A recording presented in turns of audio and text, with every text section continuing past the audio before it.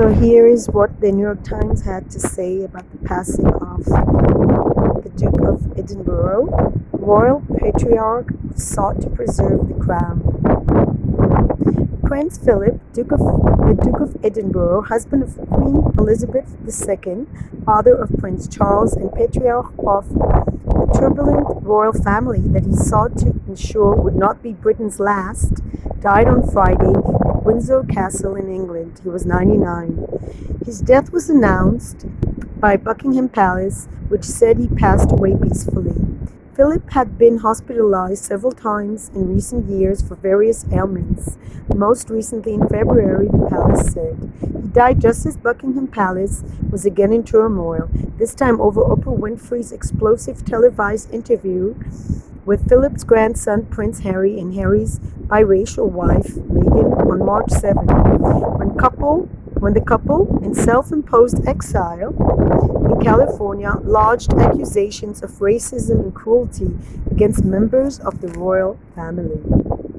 As the first gentleman in the land, Philip tried to shepherd into the 20th century a monarchy encrusted with the trappings of the 19th.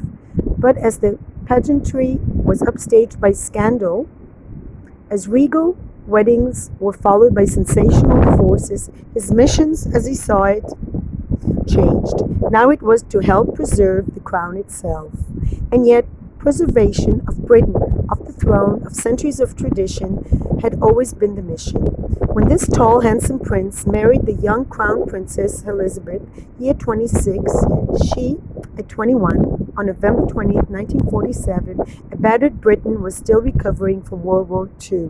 The sun had all but set on its empire, and the abdication of Edward VIII over his love for Wallis Simpson, a divorced American, was still reverberating a decade later. The wedding held out the promise that the monarchy, like the nation, would survive, and it offered that reassurance in almost fairy tale fashion, complete with magnificent horse-drawn coaches.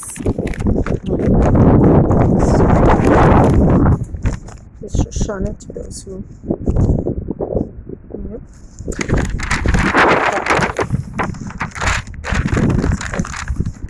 Oh my gosh. Flying away paper. And here is the pictures. Prince Philip. Sorry, this is horrible planning. The wind is here. So here's a few beautiful photos. As I try to struggle with the newspaper. Try to give a unique perspective. So here it is. So here's oh, this is interesting. Here's a prince. He was a prince of Greece. Typical Greek custom. Can you see? Yeah.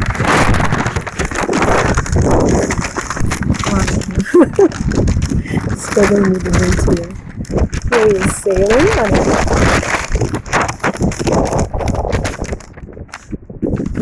Beautiful photos of him. I'm sure you can find it also on the website. Here's the sailboat and here's the queen. Beautiful picture.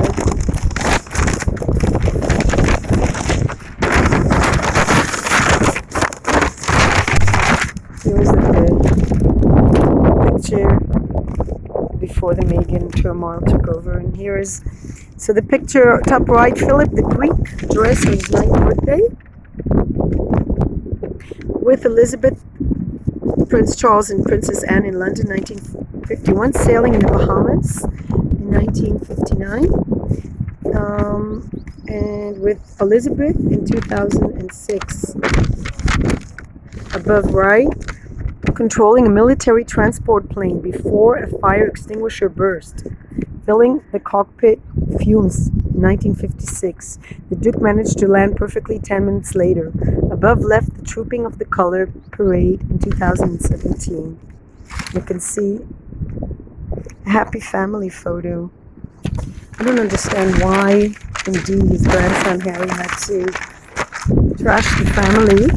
If you have problems with people, talk to them directly, right? So,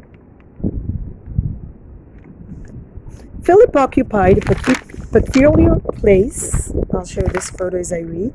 Philip occupied a peculiar place on the world stage as the husband of a queen, whose powers were largely ceremonial.